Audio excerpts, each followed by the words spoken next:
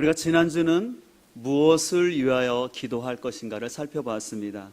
우리는 먼저 하나님과의 깊은 만남을 위해서 기도해야 되는데, 우리가 하나님을 단순히 이론적이고 지식적으로만 아는 것이 아니라 예수 그리스도의 사랑의 깊이와 넓이가 얼마나 큰지를 충만히 경험하여서 우리는 하나님을 시퍼렇게 살아계신 하나님으로 만날 수 있기를 소망합니다. 또 우리는 기도할 때 하나님 나라를 이루는 건강한 교회가 되도록 우리는 함께 기도해야 합니다. 이런 차원에서 지난 21일 기도회를 시작하면서 우리 성도들이 새벽과 또 아침마다 나와서 또 교회를 위해서 또 하나님과의 만남을 위해서 기도해 주시면 참 감사한 마음이 있습니다. 우리가 흔히 믿는 종교를 기독교라고 하지요. 원래 기독교라는 것은 이 중국 사람들이요, 이거를 한자로 번역할 때 그리스도라는 것을 기독이라고 번역했어요. 그래서 교는 가르칠 교죠. 그래서 원래 기독교의 의미는 그리스도의 가르침, 그리스도의 가르침을 따르는 사람들이 기독교입니다. 근데 이 기독교를 또 다른 차원에서 얘기한다면 기도교라고 말할 수 있습니다. 왜냐하면 예수님께서 산 가운데 늘 보여주셨던 건 기도하는 모습이었죠.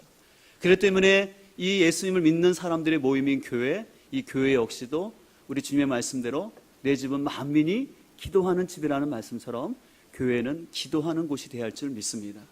또 당연하게 그 교회에 속한 성도들의 정체성 역시도 기도하는 사람이 되어야지만 우리가 하나님 앞에서 신앙이 자라갈 줄 믿습니다.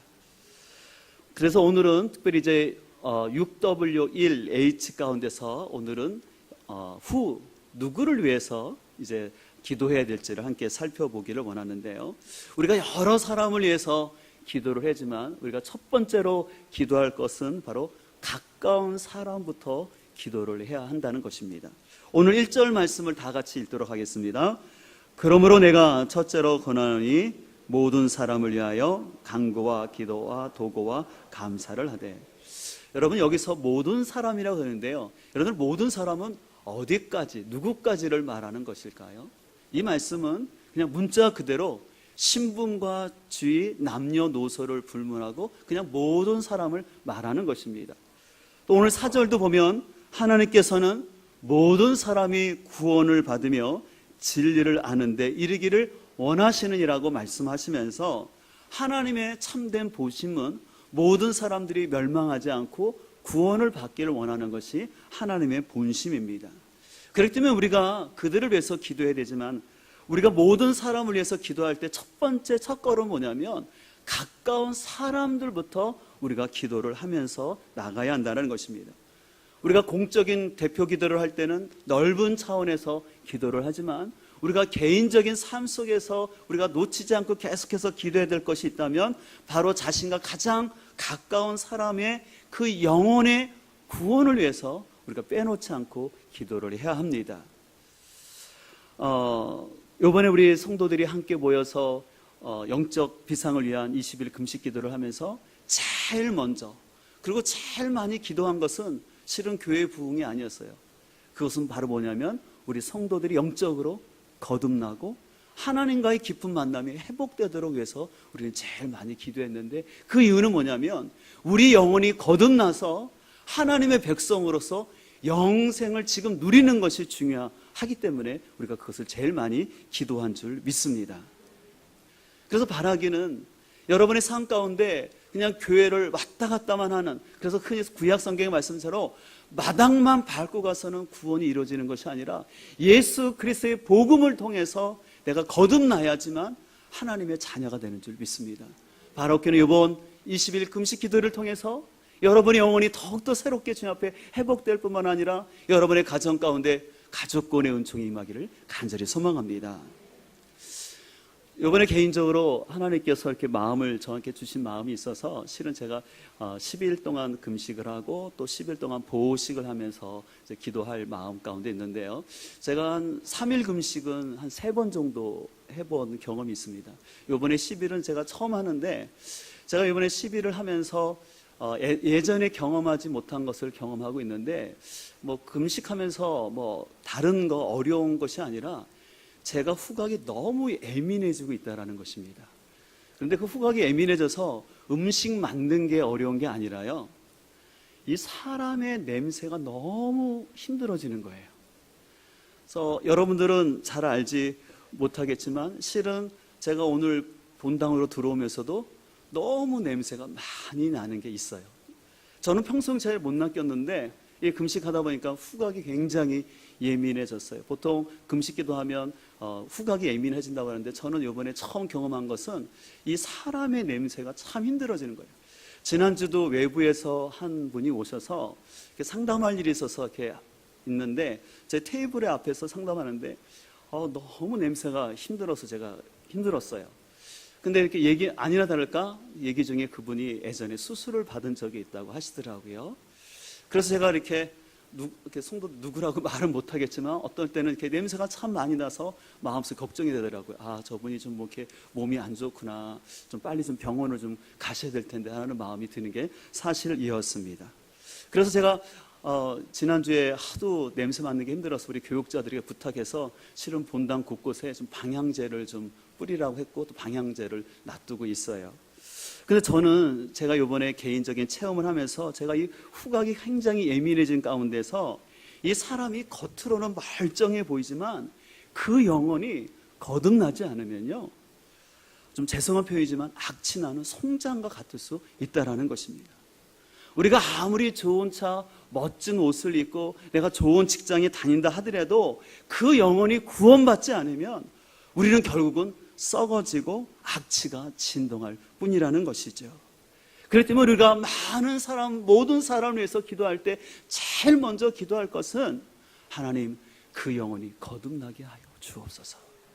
그래서 그 영혼이 거듭나야지만 그 삶 가운데 하나님이 주시는 영생의 기쁨이 나타나고 그 삶 가운데 그리스도의 향기가 나타나게 될 줄 믿습니다. 특별히 오늘 1절을 다시 보게 되면 이렇게 말씀하고 있습니다. 그러므로 내가 첫째로 권하노니 모든 사람을 위하여 간구와 기도와 도고와 감사를 하되라고 되어 있는데 이 네 단어들이 약간씩 차이가 있습니다. 먼저 간구라는 것은요, 간절한 탄원의 성격으로서 반드시 해야만 하는 의무와 같은 것입니다. 또 이 기도는 신적 존재를 향하여서 구한다라는 의미가 있고요, 도고는 다른 사람을 위한 중보적 성격의 기도를 말하는 것입니다. 그래서 여기서 말하는 이 세 단어들은 뭐냐면 모든 사람을 위해서 우리가 기도할 때 우리가 중보자가 가져야 할 자세로서 우리는 간절한 마음으로 또 반드시 기도해야 될 것을 강조하는 표현이라는 것을 여러분들이 기억했으면 좋겠습니다. 근데 이런 간구와 도고, 기도 또 도고가 이루어지기 위해서는 우리에게 한 가지 필요가 있는데 그것은 바로 감사라는 것이에요. 뭐냐면 우리의 기도에 응답하실 그 하나님께 감사한 마음을 갖고 기도하는 것입니다. 또한 우리는 한 가지, 내가 또 기도하는 그 사람을 향해서도 감사한 마음을 가져야 됩니다. 우리 그리스도인은요, 절대 혼자로 살 수 있는 존재가 아닙니다. 그렇기 때문에 우리는 더불어 살아야 되는데, 그래서 우리가 다른 지체를 위해서 기도한다라는 것은 뭐냐면 실은 내가 그 사람을 위해서 기도하지만 내 기도를 통해서 그 사람이 세워짐으로 인하여서 내가 또 세움을 받고 공동체가 세워진다는 것을 우리는 잘 기억해야 돼요. 내가 다른 사람을 위해서 기도한다고 해서, 다른 사람들의 연약함을 위해서 기도한다고 해서 혹이라도 내가 그 사람을 어떤 정죄하거나 내가 우월의식을 가지고 기도하는 것이 아니라 하나님이 주시는 긍휼한 마음을 가지고 그 영혼을 위해서 기도하는 거예요. 그러면서 감사의 마음을 갖는 거예요. 하나님, 저 영혼이 세워지면 우리 교회가 더 아름답게 세워지고 그 가정이 아름답게 회복될 것을 믿기 때문에 우리는 영혼들을 위해서 기도할 때 감사한 마음을 갖고 기도하며 나가야 할 줄 믿습니다. 유대 속담에 보면 이런 말이 있어요. 남을 위해 기도하는 자는 자신의 기도 응답을 받는다라고 얘기하고 있습니다. 맞는 말 같습니다. 우리가 다른 사람을 위해서 많이 중보 기도할 때 하나님께서는 때로는 나의 삶이 내가 구하지 않은 부분에까지도 하나님이 응답하여 줄 줄 믿습니다. 또 마태복음 10장 11절 이하에는 이렇게 말씀하고 있습니다. 어떤 도시나 마을에 들어가든지 먼저 그 고장에 마땅한 사람을 찾아내어 거기에서 떠날 때까지 그 집에 머물러 있으라. 그 집에 들어갈 때는 평안을 빕니다 하고 인사하여라. 그 집이 평안을 누릴 만하면 너희가 비는 평화가 그 집에 내릴 것이고 그렇지 못하면 그 평안은 너희에게 되돌아올 것이다 라고 말했어요. 주님께서는요, 제자들을 파송하시면서 너희들이 어떤 집을 가든지 간에 먼저 그 집에 평안을 빌라라는 것입니다. 그래서 그 집이 그걸 합당하다 하면 그 평안을 받을 것이고, 만약에 그 집이 너희들을 거부하거나 그가 합당하지 않으면 너희가 기도한 것이 그냥 하늘로 그냥 땅으로 꺼지고 공허한 것이 아니라 어떻게 된다는 겁니까? 누구한테 돌아온다는 거예요? 기도한 나에게 다시 돌아올 거라고 말씀하고 있습니다. 그렇기 때문에 우리 성도들은요, 성도들의 가정이나 사업장을 가두면 먼저 기도하지 않습니까? 그럼 뭘 기도하냐면, 하나님 이 가정과 사업장에 평안을 주옵소서. 그리고 또 하나님 이 가정에 가족골의 역사가 이루어지는 그런 가정 되게 해주시고, 하나님 또 이 사업장이 하나님 나라의 구원의 방주로 쓰임받는 사업장 되게 해달라고 우리는 기도하는 것을 잘 기억했으면 좋겠습니다. 그렇기 때문에 우리는 이런 모든 사람을 위해서 기도하기 위해서 우리 한 가지 필요한 것은 할 수만 있는 대로 모든 사람과 화평하며 지내는 것입니다. 왜냐하면 내가 어떤 누군가와 다툼이 있거나 화평하지 않으면 그 사람을 위한 기도가 나갈 수가 없기 때문에, 혹이라도 내 마음에 서운한 마음이 있을지라도 그것을 빨리 주님 앞에 기도하여서 털어내시고, 그래서 우리가 기도가 막히지 아니하고 계속해서 우리가 중보하며 나아갈 수 있기를 소망합니다. 이제 두 번째로 오늘 본문에서 우리가 기도할 대상을 말씀하고 있는데, 그것은 바로 나라의 지도자를 위해서 기도하라는 것입니다. 오늘 2절 말씀을 함께 읽도록 하겠습니다. 임금들과 높은 주위에 있는 사람을 위하여 하라. 이는 우리가 모든 경건과 단정함으로 고요하고 평안한 생활을 하려 함이라. 오늘 사도 바울은요, 너희가 모든 사람을 위해서 기도해야 되는데 그 첫 번째 대상이 바로 나라의 지도자라고 얘기를 한 것입니다. 그 이유는 단순히 지도자가 좋아서가 아니라 그 지도자들이 올바른 정치를 해야지만 우리가 품위 있게 또 조용하고 평화로운 가운데 생활할 수 있기 때문이라고 얘기합니다. 지금 오늘 디모데 전서를 기록하고 있는 바울은 실은 로마 감옥에 갇혀 있습니다. 그리고 거기서 많은 고난 가운데 있습니다. 그런데 바울은 이 로마의 지도자를 위해서 기도하라는 것입니다. 우리가 인간적으로 생각하면 어떻게 보면 로마 제국이 빨리 망해서 내가 감옥에서 풀려날 것을 소망할 수 있지만, 사도 바울은 그렇지 않습니다. 나라의 지도자를 위해서, 로마 황제를 위해서 기도할 것을 얘기하는 것입니다. 그렇기 때문에 사도 바울은 로마서 13장 1절과 4절에서 이렇게 교훈하고 있습니다. 사람은 누구나 위에 있는 권세에 복종해야 합니다. 모든 권세는 하늘부터 온 것이며 이미 있는 권세들도 하나님께서 세워주신 것입니다. 권세를 행사하는 사람은 여러분 각 사람에게 유익을 주려고 일하는 하나님의 일꾼입니다. 그는 공연히 칼을 차고 있는 것이 아닙니다. 그는 하나님의 일꾼으로서 나쁜 일을 하는 자에게 하나님의 진노를 집행하는 사람입니다. 오늘 사도 바울은 지도자는, 각 나라의 지도자는 하나님이 세우신 하나님의 일꾼들이기 때문에 그들이 하나님의 말씀에 위배되지 않는다면 그들의 권위에 우리가 순종해야 될 것을 가르치고 있습니다. 그 이유는 아까도 말씀드린 것처럼 그 지도자들이 있음으로 말미암아 우리 사회에, 국가의 안정이 유지되고 또한 강자로부터 약자들이 보호받을 수 있는 사회가 될 수 있기 때문에 그렇습니다. 그래서 우리는 때때로 잘못된 권위에 대한 오해를 가지고 어떤 사람들은 권위 자체를 부정하려 하고 늘 지도자에 대해서 쉽게 비판하고 또 우리 정치적인 기사에 댓글을 다는 것들을 보면 참 너무 안타깝게 지도자들을 욕하는 그런 얘기를 보는데, 그것은 그리스도인에 합당하지 않은 것입니다. 왜냐하면 지도자가 있어야지 그 나라가 안전하기 때문에 그렇죠. 여러분, 역사의 아이러니지만 1991년도에 여러분들 아시는 것처럼 미국과 영국이 연합하여서 이라크를 침공했어요. 그들은 침공할 때 이렇게 말했습니다. 이라크에 대량 살생 무기가 있기 때문에 이거를 제거하지 않으면 큰 피해가 있다라고. 근데 실은 여러분들은 나중에 알다시피 실은 거기서 대량 살생 무기는 나오지 않았습니다. 그들이 실은 전쟁을 일으킨 이유는 뭐냐면 유전이었습니다. 돈이었습니다. 또한 자신들의 국내적인 정치적인 요인 때문에 전쟁을 일으켰습니다. 근데 아직도 제가 기억나는 것은 그때 부시 대통령이 전쟁을 일으키면서 미국의 아주 유명한 목사님을 불러나왔고 기도를 요청했습니다. 저는 그것을 보면서 의아한 생각이 들었습니다. 또 한쪽에서는 이라크 대통령 후세인은 또 그쪽의 종교 지도자를 불러놓고 기도를 요청했다고 합니다. 하나님이 누구의 기도를 들어주시겠습니까? 이런 기도는 합당하지 않은 것입니다.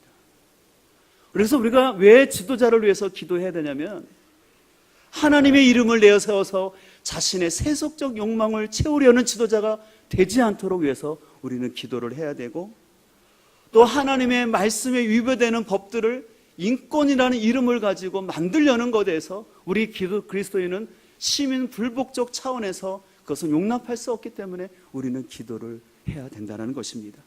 이것은 단순히 어떤 정권의 좋고 나쁨이 아닙니다. 우리 그리스도인의 가치관은 나의 정치적 이념이나 성향이 아니라 그 나라가 하나님 말씀 가운데 바로 통치되도록 그 지도자들을 존중하는 의미로 기도하는 것입니다. 절대 함부로 평가하거나 험한 말을 하는 것이 아니라 우리 그리스도인은 품격을 가지고 그들을 위해서 기도해야 합니다. 특별히 여러분 아시는 것처럼 우리나라는 남북 분단의 현실이 있습니다. 우리나라 역사를 보더라도 우리나라는 반도 국가로서 늘 역사 가운데 강대국 사이에서 늘 힘이 없이 고생을 당하고 있는 게 사실입니다. 그렇기 때문에 우리는 열국의 주변의 사강 지도자를 위해서 기도해야 될 것은 그들이 좋아서가 아니라 그들이 바른 결정을 할 수 있도록, 혹이라도 그들 중에 자신의 어떤 정치적인 목적이나 다른 생각을 가지고 전쟁을 일으키지 아니하도록. 왜냐하면 인류 역사를 보면 수많은 전쟁의 역사가 있지만 대부분의 역사를 보게 되면은 지도자들의 야심, 또 사소한 것 때문에 전쟁이 일어나는데 문제는 그 피해는 백성들이 그것을 다 질 수밖에 없다는 것입니다. 그렇기 때문에 우리는 지도자들을 위해서 기도해야 될 줄 믿습니다. 그래서 우리 특별히 지도자들을 위해서 기도할 때 그 지도자들이 보이지 않는 하나님을 두려워하면서 자신들의 권위가 자신이 잘나서 정권을 가진 것이 아니라 하나님께서 보유하신 권위임을 알고 하나님의 말씀에 기반하여서 그 나라를 바로 통치할 수 있도록 우리 그리스도는 기도해야 할 줄 믿습니다. 특별히 우리 세종시에는 국가 공무원들과 또 세종시의 여러 기관장들이 있는데 우리는 계속해서 그분들을 위해서도 기도하여서 그들이 올바른 가치관을 가지고 올바른 법 집행을 할 수 있도록 우리가 함께 중보하며 나아가길 소망합니다. 우리가 마지막으로 기도할 대상이 있는데 바로 영적 지도자를 위해서 우리는 기도를 해야 합니다. 오늘 7절 말씀을 함께 읽도록 하겠습니다. 이를 위하여 내가 전파하는 자와 사도로 세우심을 입은 것은 참말이요 거짓말이 아니니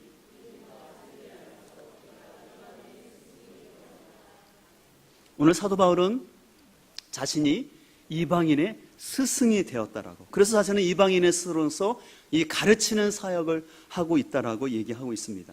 근데 사도 바울은요, 이방인을 위한 복음 전파 사역 가운데 그는 늘 혼자 하지 않았어요. 늘 그에게는 동역자들이 있었어요. 특별히 그의 동역자들 가운데는 수많은 기도의 동역자들이 있었어요. 그래서 사도 바울은 13의 서신서를 썼는데 많은 서신서에서 자신을 위해서 부탁하는 것을 서슴지 않고 그 사도 바울은 부탁을 했습니다. 여러분, 사도 바울이 얼마나 능력이 많았던 사람입니까? 죽은 사람도 살려내고 병든 사람도 살리는 사도 바울이었음에도 불구하고 기도 없이는, 성도들의 기도 없이는 자기가 이 사역을 감당할 수 없기 때문에 늘 기도를 부탁드렸습니다. 특별히 우리가 지난주에 살펴본 에베소서 6장 19절에도 이렇게 우리에게 기도 부탁을 하는 것을 볼 수 있습니다. 또 나를 위하여 구할 것은 내게 말씀을 주사 나로 입을 열어 복음의 비밀을 담대히 알리게 하옵소서 할 것이니. 오늘 사도 바울이 부탁하는 것은 자신이 옥에서 풀려나기를 부탁하는 것이 아니라 내가 지금 감옥에 있든지 어떠한 상황 가운데 있든지 간에 내가 담대하게 이 복음의 비밀, 하나님의 말씀을 전하는 사도가 될 수 있도록 기도 부탁을 하는 것이었습니다. 왜 이런 기도 부탁을 했을까요? 실은 하나님의 복음을 담대히 전한다는 것이 쉽지 않았습니다. 사도 바울은 늘 전도할 때 유대인들이 모이는 회당에 들어가서 하나님의 말씀을 전파하면서 구약에 하나님께서 약속하신 메시아가 예수 그리스도라고 선포했습니다. 그렇기 때문에 더 이상 율법이나 어떤 구약의 전통이 아니라 예수 그리스도를 믿어야 된다고 선포했습니다. 그럴 때마다 대부분 많은 유대인들은 무슨 말이냐, 우리가 지키고 있는 이 안식일과 할례의 전통을 무시하고 저 갈릴리 출신의 예수를 믿으며 구원을 받는다는 거냐? 말도 안 된다. 그리고 어떻게 헬라인과 유대인이 하나가 될 수 있느냐? 그러면서 누구보다도 유대인들 가운데 많은 대적자들이 있어서, 그래서 사도 바울이 오히려 복음을 전할 때마다 도시락 싸고 쫓아다니면서 반대하는 그 사람들이 있었습니다. 그렇기 때문에 사도 바울은 나에게 이 복음의 비밀을 담대히 전할 수 있도록 교인들에게 부탁을 하는 것입니다. 오늘날 차원에서 본다면 오늘날도 목회자들이 정말 하나님의 말씀을 올바로 전해야 하는데, 때때로 설교자들이 하나님의 말씀을 제대로 해석하거나 전달하지 않는 위험성이 있을 수 있습니다. 또 청중들의 입장에서는 자신들이 듣고 싶은 부드럽고 편한 메시지를 원하지만 죄와 심판을 강조하는, 그래서 회개를 촉구하는 거친 메시지에 대해서는 거부하는 게 요즘의 세태인 것을 알 수가 있습니다. 그래서 그냥 교회 나와서 좋은 교양 강좌 듣듯이 그냥 나를 위로해주고 웃긴 얘기 해주시는 그런 목사님들을 선호한 게 오늘날의 시대인 것을 알 수 있습니다. 그런 시대 가운데 하나님의 복음을 담대히 외친다는 것이 실은 사람들이 싫어합니다. 그렇기 때문에 더욱더 우리가 기도를 해야 되는데, 실은 예수님의 사역 가운데도요 많은 저항 세력들이 있었는데, 예수님의 말씀을 전했을 때, 특별히 여러분들 요한복음 6장을 보게 되면 예수님께서 오병이어의 기적을 베푸셨을 때 많은 사람들이 그 기적 때문에 환호하고 예수님께 왔어요. 그러면서 예수님이 더 나아가서 말씀하시기를, 너희들이 육신의 떡을 먹어서는 또 죽을 수밖에 없기 때문에 이 육신의 양식이 아니라 생명의 양식인 나를 믿어야 된다. 내 살과 피를 너희가 알아, 다시 말해서 십자가와 부활의 사건을 너희가 깨닫고 믿어야 된다고 말했을 때 실은 많은 사람들은 떠나갔습니다. 이 말씀이 어렵더라. 예수님의 사역 가운데도 하나님의 진리를 전했을 때 실은 사람들은 진리를 말하는 것 같지만 실은 좋아하지 않아요. 왜냐하면 우리 인간 본성 자체가 악이고 어둠이 있기 때문에 그래요. 빛이 오면 제일 반응하는 건 어둠의 저항입니다. 여러분, 생명이 들어가면요 그 생명이 없는 사람들은 껄끄러운 거예요. 그렇기 때문에 이런 말씀의 특성을 알고, 그렇기 때문에 우리는 더욱더 하나님 앞에서 교회 지도자들이 하나님 말씀을 바로 전할 수 있도록 우리는 기도해야 될 줄 믿습니다. 우리가 흔히 교회 다니면서 많이 듣는 말 중에 이런 말이 있어요. 인생의 방황은 예수님을 만나면 끝나고 신앙의 방황은 좋은 교회를 만나면 끝난다는 말이 있습니다. 이 말은 무엇을 얘기를 합니까? 우리 삶 속에서 실은 내가 어떤 교회, 어떤 영적 지도자를 만나냐는 것은 너무나 중요한 것입니다. 그래서 저도 저희 자녀들을 위해서 늘 빼놓지 않고 기도하는 것 중에 하나는 뭐냐면, 우리 자녀들의 삶 가운데 사도 바울과 같은 영적인 멘토와의 만남을 주옵소서라고 늘 기도하고 있습니다. 그렇기 때문에 우리 신앙생활 가운데 올바른 목회자, 지도자를 만나는 게 너무나 중요한 것이죠.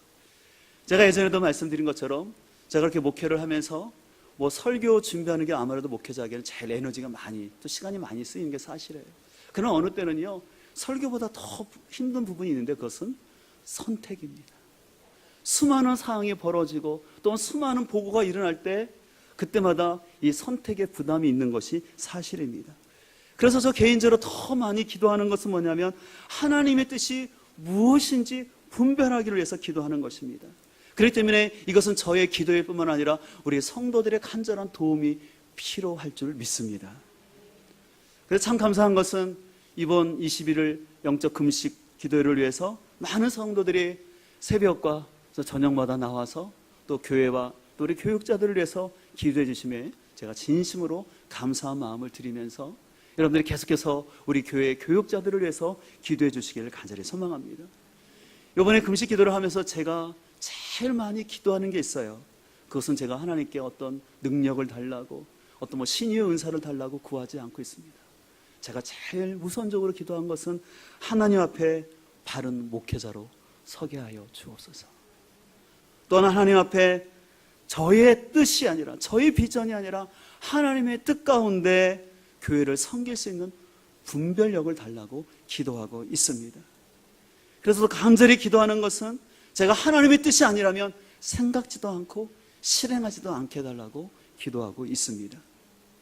여러분들 아시는 것처럼 요즘 한국교회 가운데 안 좋은 뉴스들이 참 많이 나와서 하나님의 영광을 가리는 안타까운 모습을 보는데, 또 결국은 목회자들이 하나님의 뜻을 잘 분별하지 못하고 계속해서 무리한 것들을 추진하다 보니까 이런 어려움들이 있는 것을 볼 수가 있습니다.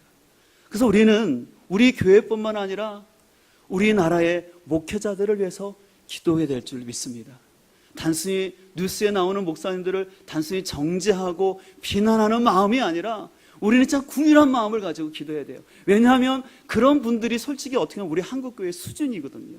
성도들의 수준이 그거밖에 안 되니까 그런 지도자를 만난 거고, 그것을 해결할 수 능력이 없는 거예요. 그냥 단순히 비난만 한다고 해서 되는 것이 아니라, 오히려 우리가 같이 교회를 비난하고 목회자를 욕하는 것은 누워서 침 뱉는 것이고, 제가 저번에 말한 것처럼 우리가 타고 있는 기독교 교회라는 공동체의 배에 내가 스스로 앉아서 구멍을 뚫고 있는 것이라는 것을 기억하시고, 우리는 정죄하기에 앞서서 궁일한 마음을 가지고 기도해야 될 줄 믿습니다. 그래서 우리 한국교회 지도자들이 하나님의 말씀을, 진리를 가감없이 선포하고 교회의 머리 되신 예수님에 따라 주님의 군계를 올바로 섬길 수 있도록 우리가 함께 기도하며 나가길 소망합니다. 미국에 살고 있는 한 부부가 있었는데요, 이 부부는 아주 참 신실한 부부였어요. 특별히 그 부부 가운데 아들이 있었는데요, 이 아들은 어렸을 때 굉장히 청명하고 리더십이 강한 아이였어요. 그래서 그 아들이 대학을 진학할 때 신학교를 간 것이 아니라 그 아이들은요, 큰 포부가 있었어요. 제가 오히려 무신론적이고 세속적인 학교에 가서 그 캠퍼스에 부흥이 일어나도록 제가 그렇게 헌신하기를 원합니다. 그런 좋은 포부를 갖고 일반 세속학교에 진학을 했습니다. 근데 얼마 지나지 않아서 안타깝게도 그가 가졌던 포부는요, 그 세속학교 안에서 그 친구들의 영향 속에서 마음이 꺾이게 되고 오히려 유혹을 받아서 음주를 하게 되고 점점 그 생활 가운데 빠지다 보니까 마약까지 하게 되고 알코올 중독이 되었습니다. 그래서 이 사실을 아는 부모님이 기도를 하고 있었어요. 근데 이 청년의 상태는 더 안 좋아져서 정신병원에 입원할 수밖에 없었던 것이었어요. 그래서 이 부모님 너무 안타깝습니다. 하나님, 왜 이 아이가 이렇게 됐습니까? 이 아이가 이런 포부를 갖고 그렇게 학교 갔는데 이 아이가 이렇게 됐는데 너무 안타깝습니다. 이 아이를 붙잡아 달라고 기도했어요. 그러나 이 청년의 상태는 점점 악화되어서 어느 날은 이 청년이 환청이 들리는 거예요. 무슨 환청이냐면, 자살을 해라. 자살을 하면 너의 모든 고통을 끊고 또 행복해질 수 있어.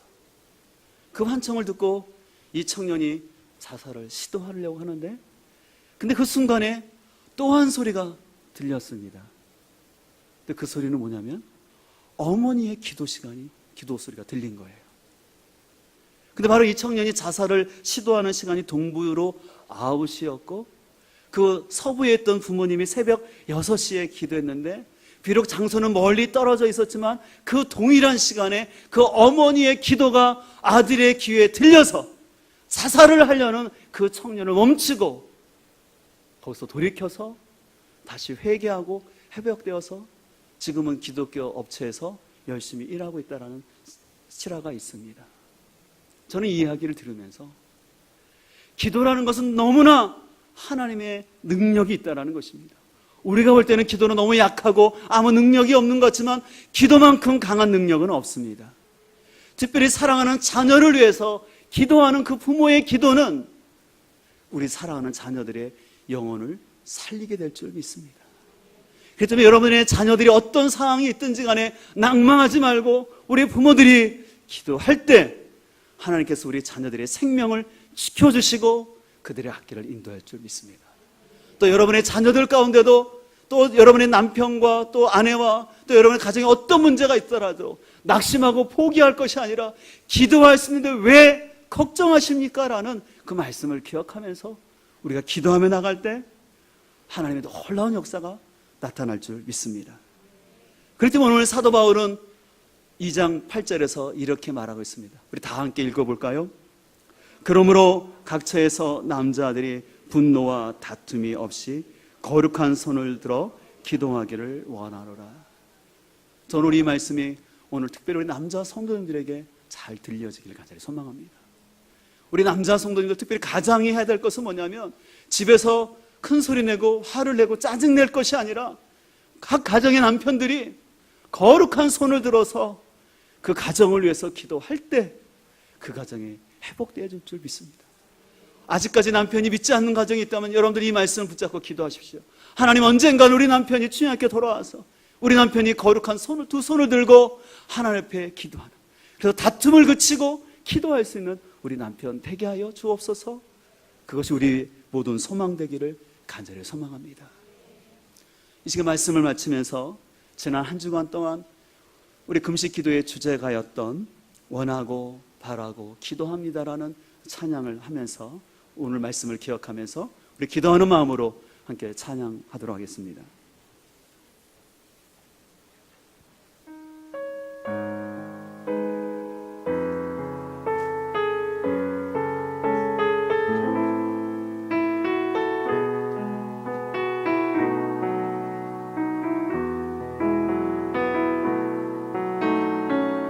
세상을 살아가는 동안에 나의 힘을 의지할 수 없으니 기도하고 낙심하지 말 것은 주께서 참 소망이 되심이. 주의 길을 걸어가는 동안에 길을 걸어가는 동안에 세상에 것 의지할 수 없으니 감사하고 낙심하지 말 것은 주께서 참 기쁨이 되심이라. 하나님의 꿈이 나의 비전 되게, 하나님의 꿈이 나의 비전이 되고 예수님의 성품이 나의 인격이 되고 성령님의 권능이 나의 능력이 되길 원하고 바라고. 하나님의 꿈이 나의 비전 되기를 원합니다. 하나님의 꿈이 나의 비전이 되고 예수님의 성품이 나의 인격이 되고 성령님의 권능이 나의 능력이 되길 원하고 바라고 기도합니다. 이 시간 우리 두 손을 들고 함께 기도하기를 원합니다. 하나님 아버지, 오늘 말씀을 통해서 먼저 내가 가장 가까이 있는 나의 가족, 나의 목원을 위해서 기도하기를 원합니다. 특별히 우리 가족과 목원들이 영적으로 거듭나서 진정한 영생의 생명을 누리게 하여 주옵소서. 또한 나라와 교회의 영적 지도자를 위한 기도를 내가 쉬지 않고 이 거룩한 두 손을 들고 기도하오니 역사하여 주시옵소서. 우리 같은 마음을 가지고 우리 주여 한번 부르고 합심해서 기도하겠습니다.